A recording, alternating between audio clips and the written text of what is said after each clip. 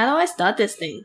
Have you plugged the bloody USB in? Yeah, it's in. Nah, man, that's the wrong port. Oh, wait, it's flashing now. Is it it's recording. Well, let's start this thing, fool! Hello everyone, I'm Amelia. Hi, I'm Sam. Welcome to Ask the Duo podcast, a podcast where we get deep into those late night, unfiltered conversations. We'll be discussing all things lifestyle, relationship, mindset, and more. Alright, let's get to it!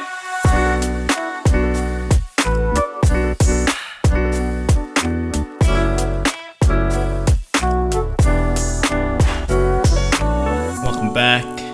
Yo. Yeah, so last night I was doing some work on the car and I managed to cut my poor old thumb quite deep. What'd you do? I was installing sound deadening in the doors.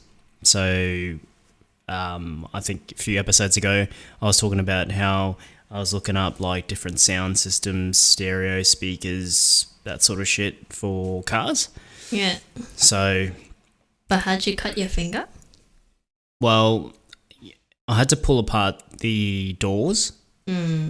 So there's exposed metal and shit like that. So sticking my fingers in there, giving a good finger popping. That's gross. Managed to cut myself pretty badly, but it's okay. Well, it's kind of common with working on cars because there's always random metal parts like sticking out of random places. Yeah, even I had gloves on too, and they're pretty thick, and it still managed to cut through it. But does it sound good? Did you test it?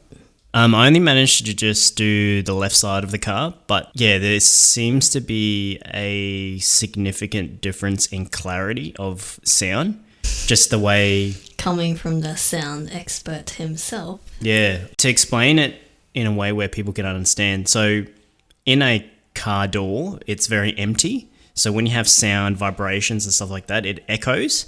So when you close the door, you can actually hear sound echoing from the outside. Yeah. But with the sound deadening, it's very closed, very deep. So bass and mid-bass vocals is very defined. Yeah. So you can tell a difference, But that's also interesting because if you say that the car door's empty, so think about the safety of a car. So when someone crashes into you, all you've got is a sheet of metal that's protecting you from the outside world. Pretty much. It's actually quite scary how empty it is. Yeah. Inside. If you think about a house that have like insulation and all the other stuff in between, like you would think a car would have something similar. Well, it does, but it's thin metal, so it's probably not as structurally reinforced, if you want to call it that. But then I guess you don't want a car too heavy because then it won't move as efficiently. Yeah, because it's heavy. There's weight, so weight obviously the balance and the whole... But I mean, it feels like a European car when you close and open doors now. What's the difference with Jap and European? So European cars have sound deadening by standard. Yeah. So when you open and close the doors, you feel a big difference. Like say if you were like a European door, when you close it, it's very heavy. You can feel the weight as you're moving it. Okay. That's why their sound systems are so much better than Jap stuff. Interesting. Well, keen to see when you finish it and what that sounds like. And jumping back and continuing off from what we did last episode when we were talking about our personality test from the Myer Briggs, we are going to relate that and tie it in terms of how we see that work or how it affects our friendships, our own relationship with each other, and potentially career and career paths, and you as a colleague. Yep, let's jump straight into it. So let's discuss, how do you see it, like your personality type? Do you think your friends have similar personalities? Obviously you don't know until they do the test, but in terms of what you've known them for, because you've known your friends for so long, do you think they have similar personality types? Just trying to think. I think my friends are quite diverse in personality perspective. There's probably, I wouldn't say we are identical, but we have the same viewpoints when it comes to, I guess, a train of thought. So self-development, self-growth, in our own individual rights. Like we all try to drive each other individually. So most of my friends are more individually, what's that word, like when it comes to work, they are very driven. They know where they need to go, they know which direction they need to choose, and they have that career path sort of defined. In terms of them as an individual, it's all kind of diverse. I mean, you've got some guys that are more soft, like introverted, or some are extroverted. Yeah, some of them are. I'd say majority of them are extroverted, but there are a few that are sort of introverted. But I mean, we are quite diverse, and it kind of works when we're together, I guess. Yeah, but in a friendship, do you think you need to have similar personality types, or are you a person who thinks that you can have complementary personality types? You'll probably be better off having a similar personality type. Yeah. Obviously, depending on what type specifically, it may clash. But in my situation, it works hand in hand because one, we are all across the same sort of mind frame, train of thought, and how we drive each other, it complements each other. Yeah. So I think it can be important in my case where we are all very similar in our personalities. Yeah. Yeah, that's interesting because the reason why I asked that is because for my one, the INTJ, I always forget what I am. What did I get? Yeah, INTJ, A. Yeah, INTJ is just saying that I find it... So because my INTJ A is a really rare type, it's hard for me to find people that are similar to me, which I can definitely resonate to because I do struggle. Like, I'm not saying that it's a bad thing because I think my friendship group, it's similar to yours. We have a diverse type of personality group, but I wouldn't say there's anyone in that group that's similar to me. And I think for me, it would be good to see what it's like to have a friend that has the same personality types that I can kind of relate and tell them something and they can understand, like a 1-for-1 level, and be like, yeah, I get that. You know what I mean? Yeah. So it's interesting to see from that point of view, but I definitely understand and agree that it's good to have a diverse thing because even in work, you can't have someone that has only the same skill set. So if I'm a designer and you have 5 designers but no leadership or no one that's doing like the development and have the technological side of things, then this business can't run because everyone only knows design but they don't know leadership, they don't know technical side of things, they don't know back end and stuff like that. So it needs to work together with a diverse range of personality. Yeah, of course. You need that mixture in order for things to basically move. Yeah. Yeah. One thing I found out, because like the really good thing about the 16 personality site, it has these like, I guess, pull out quotes, which kind of sums up a little bit of what your personality type is. And the first thing that they pulled out was, the most I can do for my friends is simply be his friend, which I think is really true for me because I don't seek much in a friendship. I'm very low maintenance, where it's borderline where people might think that I've just disappeared off the scales and just gone MIA. But my personality is that I don't need to see someone every single day or weekly or monthly. I can, like I haven't seen them for 6 months and I catch up with them. And I'm talking about catching up with a friend that I truly see as a friend, not just like a surface level, hey, hi, how you going kind of thing. I feel like we can just pick up from where we left off.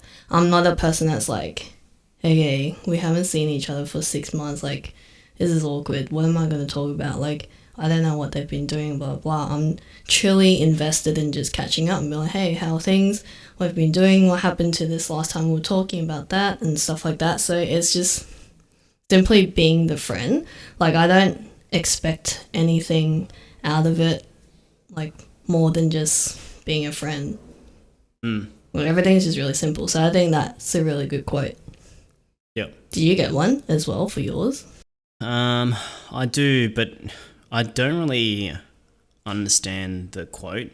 What I mean, does I it can say? read it, but it's not easy to stand up to a personality as big and blustery as commanders, and they too often find that others crumble under the force they apply when they start to really enjoy themselves.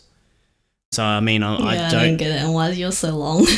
I don't really understand what that quote is really trying to imply. But I mean, just from reading that, I'm perceiving as if because Commander's personality is so strong that because we are so, I guess, assertive, people. And I would say Take it the wrong way. independent, you can stand on your own and you don't conform. Similar to me, you don't break down or conform to something. So someone stands up to your views or your opinions. Yeah, potentially. I mean, I don't understand what that really means. But hey, for the guys that are listening, if you understand what that means, please tell us in the comments because I don't really understand what that And comment below if you're also an ENTJ? Yep. That'd be really interesting just to see if they have similar personalities to you as well. But was there something else in that friendship explanation that stood out to you or you feel like actually resonated? Yeah, there is one section that they've sort of commented that Commander friendships are built on ideas, and a lot of what they enjoy or find enjoyment out of is a repartee or putting thoughts forward, defending them from assault from every angle. So I guess what that's sort of implying is friendships for commanders are built on various different things. So for an example, like if we share a passion for deep and meaningful conversations to enjoying Like your development and cars stuff. or something. Yeah, it's like treasuring those kind of characters and keeping them within that sort of group. I think that makes sense because the thing that I really think you do well is no matter where you go, I think this is also a little bit of that extroverted side of you. And, your workplace has turned over so many different staff, but every single time you have a new staff or someone who works alongside you, you can just pick up and make friends with them and become really close to them really fast.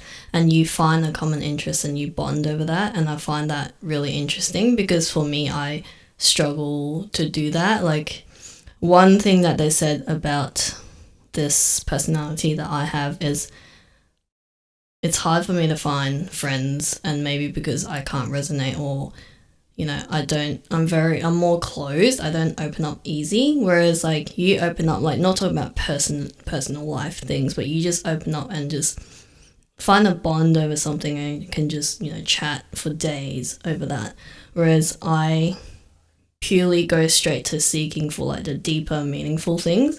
And if I don't really see that, I'm a bit skeptical or like am scared to open up in that way, because a lot of my conversations are about deep conversations and I don't want to open that up to anyone and everyone. Yeah, which is understandable. And it's the same thing for me too. Like I never talk about my personal stuff unless I really trust you. Yeah. And I need to earn that trust from you before I can start talking about my own stuff. But the difference between you and me, though, I feel, is that you are still able to have those small talk conversations and you're fine with that.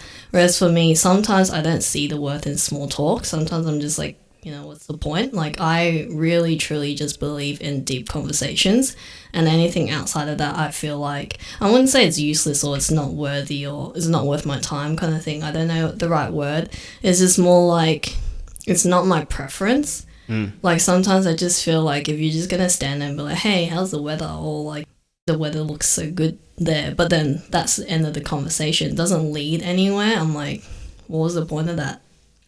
Yeah, I mean, I can understand where you're coming from, because there are times where I feel like I don't want to do small talk conversations. Yeah. It depends on the situation too. Like, I'm not saying that every single time I'm like, I don't want to do that. Yeah, of course. But it's, how do I explain it so I don't sound like a dick? Well, to be honest, it's the same thing as me. Like, even there's moments where I go to social gatherings and I just don't feel like small talking.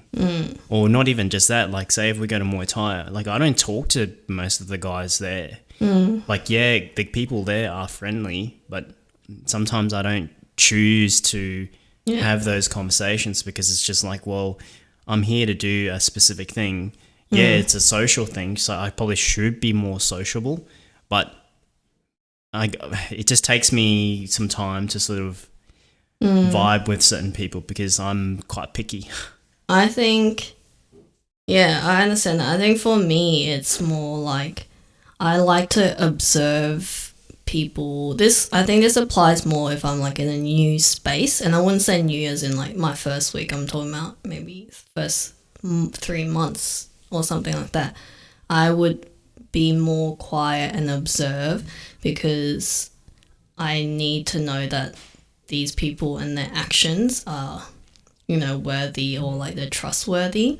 And that's why I stay quiet, and I'm not willing to open up even for small talks until I know that they're, like trustworthy. I mean, I do the same thing too, though. Yeah. I think I lead more towards the skeptical side of things. I think for me, I'm similar in the fact that I would stay quiet and observe. I like to observe because I can tell people by their personality. Yeah, and just the actions that they do. Yeah. And that's how I gauge if I want to fuck with that person or not. Yeah. So I'm similar in that fact. Yeah. And I think a lot of people, I'm not like putting this as like a definite answer. A lot of people are afraid of silence and afraid of just, no action happening. Whereas I'm completely okay if I sit in a room, say with my boss, and we don't talk. I honestly feel fine with that. I don't feel like I need to fill up that silence and be like, I need to think and say something, or like something needs to fill up this space so that we're not dead silent. It's the same thing with me.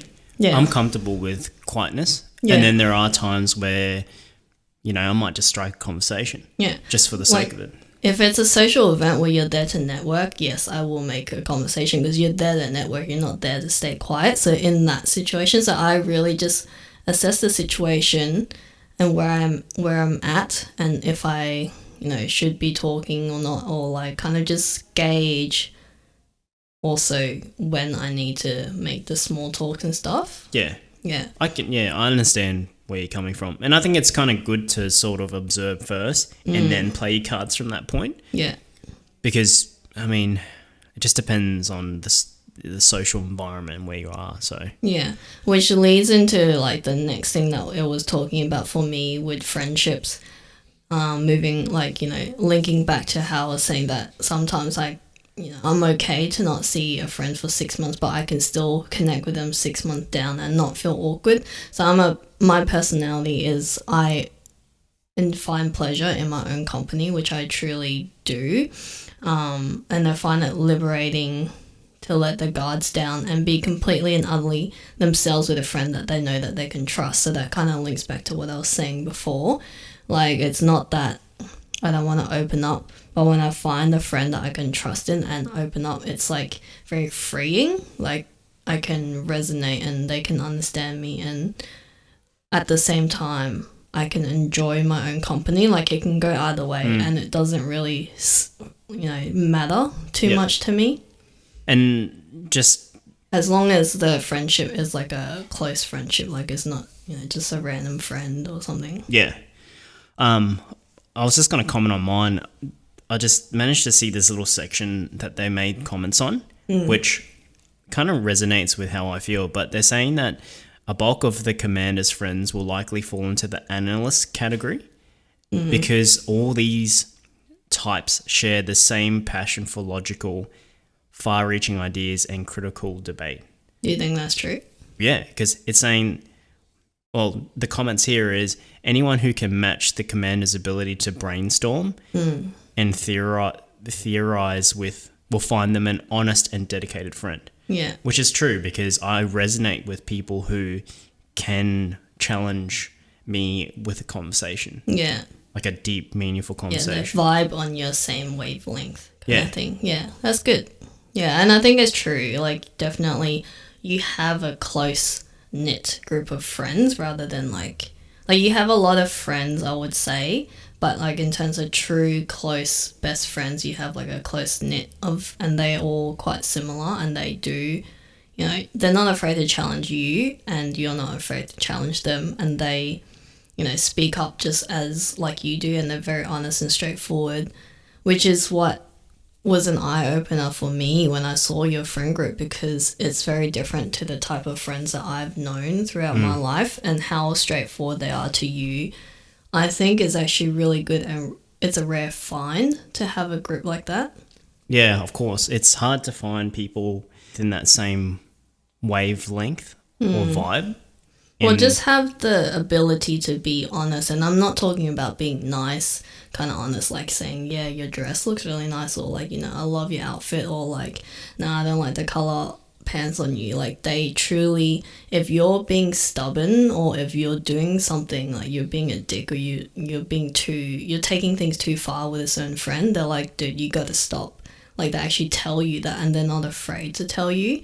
And like, dude, you're just being a fucking dickhead right now. Like, you can't do this. Like, they actually tell you, which is what I find rare, because a lot of people are honest with the nice things, but they're really scared to be honest for the things that challenges you or hits. It's confrontational. Yeah, confrontational as well. Yeah.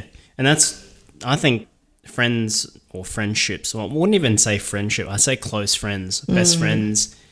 That's what a relationship should be like. You should be open, honest, transparent, and you should be able to talk and communicate in that way, because you know, if you see something that this person is doing, you should be comfortable to approach the person and be like, bro, you need to relax, calm your tits, or whatever it is. Yeah, it has to go both ways. It can't always just be like happiness, sunshine, flowers, and daisy fields and shit like that. It has to be the good and the bad.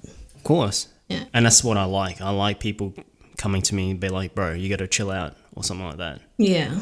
Yeah, well, that's the friends part. So let's move on to the romantic relationships. Yeah. I think we can touch on this part, but a lot of the stuff I think we already know, and it's quite similar to some of the things that we've talked about previously. But one part that I found really interesting was, this makes total sense to me, and it makes sense as to something that we've talked about in the physical attraction episode. It says, advocates look beyond surface level attraction and understand whether or not they're compatible. So looking in, again, deeper connection. I think this is just the main theme of INFJs. It's just deep connection. So in that episode, I did say that for a lot of people, you might be like, oh my god, that guy's really cute, or I can't stop thinking about this guy because he's really good looking, or something like that. But for me, I've never looked at things that way. Like, I find people attractive when I get to know their personality, and when I think that they're caring, very gentleman, or something like that. That's when I get attracted to that person. Same thing as watching a TV drama. The main character might not be that good looking in my eyes, but in the end, at the very end of the whole entire series that I've watched, and you see how caring or kind they are, that's when I'm like, oh my god, I really love this guy. So I think this makes sense. It's just looking beyond the surface level attraction. And that's that's a good thing to note, is the fact that you obviously look at things more than the normality.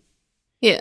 You know what I mean? Like, you seek that deeper affirmation when it comes to not attractiveness, but people and their characteristics and personality. Yeah, well, there's nothing wrong with having the physical attraction or having that as one of your preferences, I would say. But yeah, like, there's more meaning behind. It's more a meaningful relationship when you know you can connect to someone emotionally, as opposed to just physical attraction. Yeah. Was there anything interesting for yours? Yeah, this one section basically says mature commanders are able to recognize and adopt to the needs of their partners and know that even the most rational individuals have emotional needs that need to be met. So, They're talking about you or the partner? talking about me. Yeah. So, mature commanders are obviously capable of adapting to different scenarios and basically tailoring themselves to their partners to make it work and to have resulting in a long-lasting, satisfying relationship. Yeah. It's being able to work with a partner in all aspects. Yeah. I think that's quite true because, you're not stubborn in a way where it's like, this is what I need, this is what I expect in a relationship, this is what I thought a relationship would be like, and you're stuck to that thought. Like, once a conflict happened and say, I'm like, hey, I'm unhappy with how this ended up, can we please do things this way or something like that, you're very open and be like, okay, yep, if that's what you need or if that's what makes you happy. Like, it's not like you always conform to that and be like, yeah, if that makes you happy, I'll do it.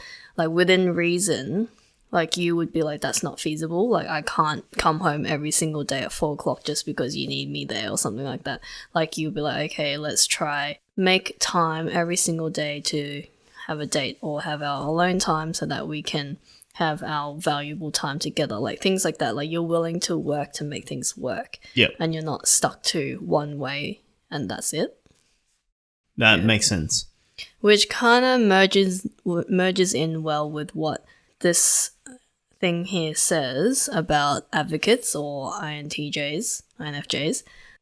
I tend to gravitate, or our personality type tends to gravitate towards people or a certain partner who just appreciates them for who they are, rather than people that are like, oh, hey, you need to dress better or something like that, or try and change their who they are just for them. Like, they find people who just truly appreciates them for who they are as a person, which is really true because I'm a very weird person, as you should know.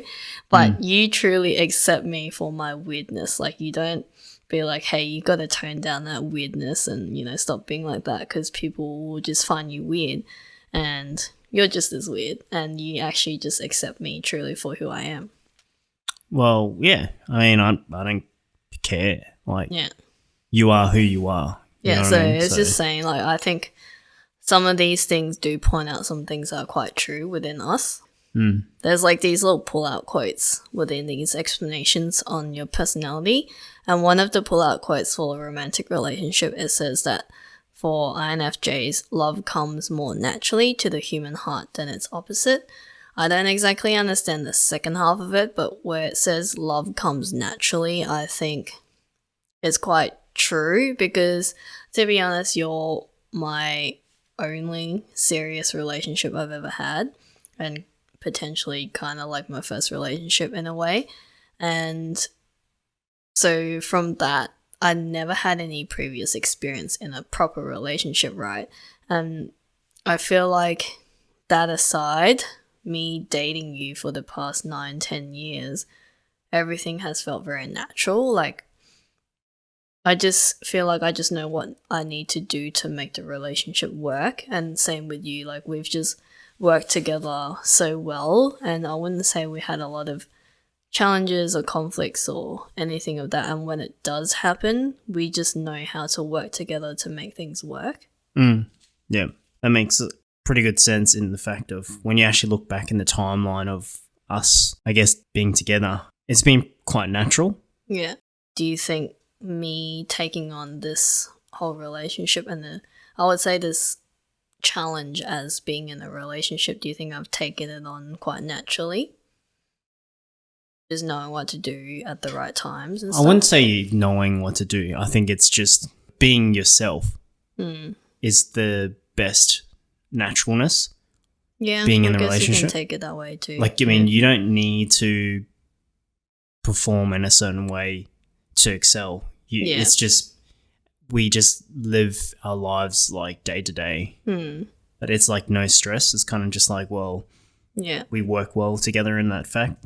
Yeah, and then if there are challenges, it's just being open to make a change or discuss or come to an agreement on how we can move forward from there. Yeah. And that's funny because talking about that, I just saw this little section.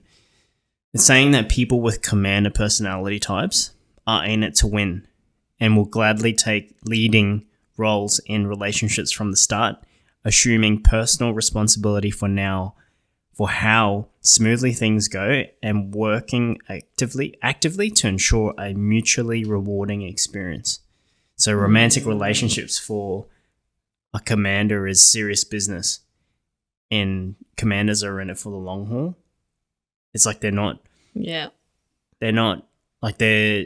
fucking around. They're working with you as if it's like a job. I wouldn't say a job. Well, okay. A mission. Yeah, it's like we're in it to work together for the long haul. But is that what you had in mind? Like when you say at the very start of getting into this relationship, is that what you had in mind? Like you're there to work hard and work for it for the long run to make it work? No, that's just how I see relationships. In general. Like I don't, like I said, like a previous episode, I don't go into relationships for the sake of relationships. Yeah. You know what I mean? Like I'm there to actually be there long term, not fucking around kind of thing. Yeah.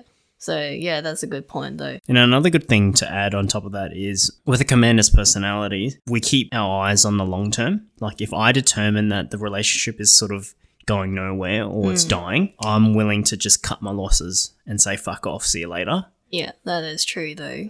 Which outside of relationships, I can see that. Yeah, like you as a person, that's just what you are. Like you just don't want to waste time. You don't want to waste other people's time either. And, you know, if it's clear that this is the direction it's going, you're just like, you know, like it's not that you're like, oh, see you later, just walk out. But you're just saying that this is not the best for us.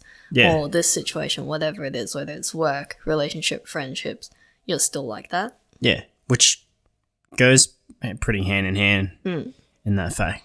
Yeah.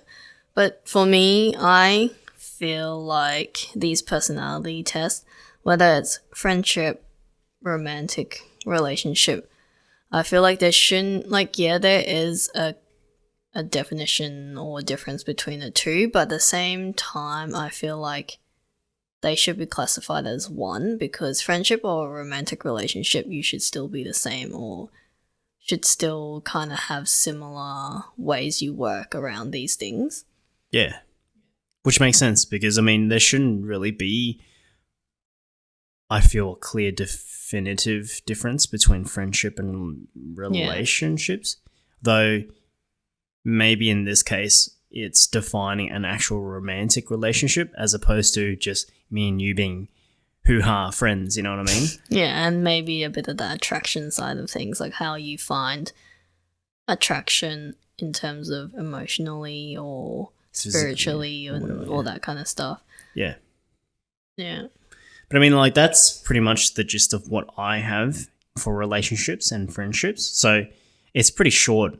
Mine's like 1 page, pretty much. Mine's like 3 pages. I think mine is long because my whole entire personality is based on a lot of feelings and, you know, just caring for others, and it's all about the feelings and emotions around people. So I think that's why mine is so long, whereas yours is just very action based, especially being a commander. Yeah, it's very straightforward, no bullshit. Yeah. That sort of stuff. But yeah. Interesting. Yeah, this is definitely an interesting test, and I enjoy doing it every once in a while because just to see what comes up. Obviously, I don't live my life by this as if it's a Bible, but it's just good to have it show what type of personality you may have. But do you feel doing this test has actually taught you anything about yourself? I don't think it's really changed all too much from when we last did it. But even without doing the test, do you think that you've already understood yourself in that same, like you agree with what's here on the test as opposed to what you have understood yourself to be? Yeah, I think like looking back 5 years ago, it's very similar. only with minor differences in terms of how I react or how I perceive certain things. But I think that's maturity as well. Yeah. Obviously, maturity has a play to how I would comprehend certain conversations or scenarios and stuff like that. But I don't think there's much of a significant difference. Yeah. I think for mine, it's quite similar as well. The only thing that changed was the assertive from turbulent classification class and transitioning from that into an assertive kind of personality. That was interesting. And just reflecting back to how I was 5 years ago when I did this test, it definitely does show. But the other thing, I think doing this test again has shown a bit of clarity in terms of career-wise, because there were some things, it's not even just career, just me as a person. It says that I'm a very adaptable person, and no matter what life brings to me and what work I end in, I'm so adaptable to the point that I can excel in whatever I end up in, which I think is really true because I'm a very dedicated and a diligent kind of person, I would say. And if I was given a task and this is what I need to do, and it's a challenge, it's still new to me, I will still find a way to make it work or work out what I need to do. But that's the other problem, because no matter what life throws at me, I can still manage myself and self-sustain myself to be able to carry out these challenges. But it's more like my challenge is figuring out what I truly resonate with or what truly aligns with me in terms of career. So it was saying that I sometimes will feel a bit lost if I'm not working in something that truly aligns with my values or how I feel. And I do kind of feel a bit of that within the last year. I've been doing a lot of reflecting in terms of career paths or the direction of where I want to go and all that kind of stuff. And I do feel a bit of that where I'm just not sure what aligns with me at the moment. So I do feel lost. It makes sense because you're still figuring yourself out, to be honest.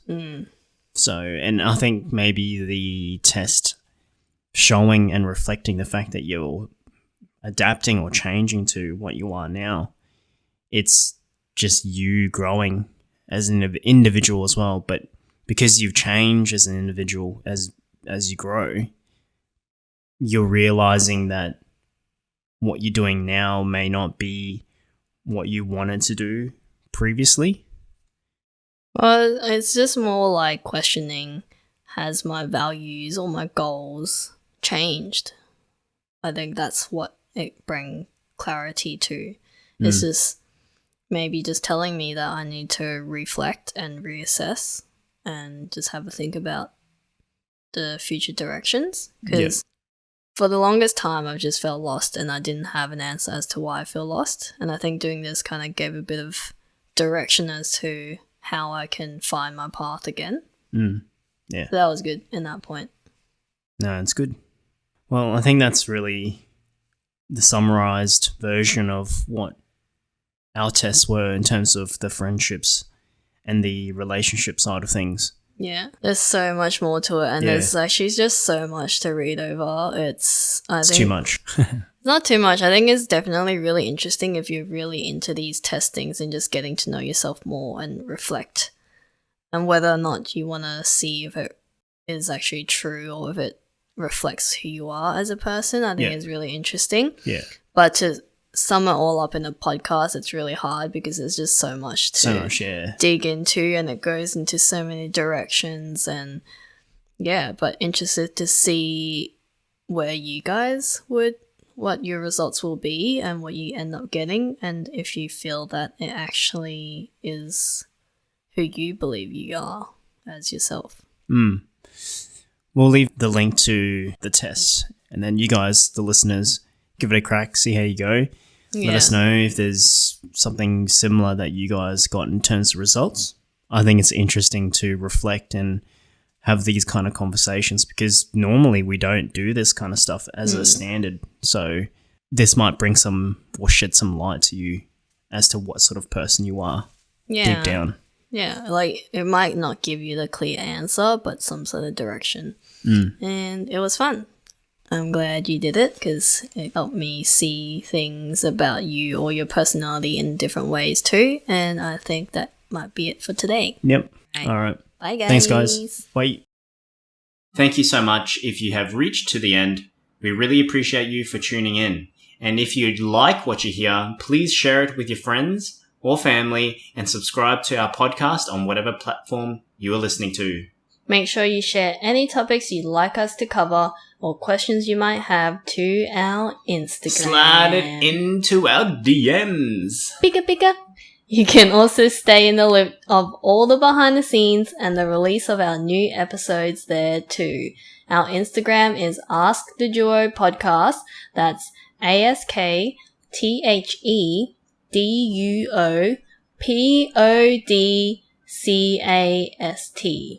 Man, feels like I'm in a spelling bee competition right now.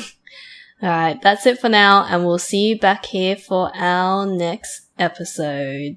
Bye! See ya!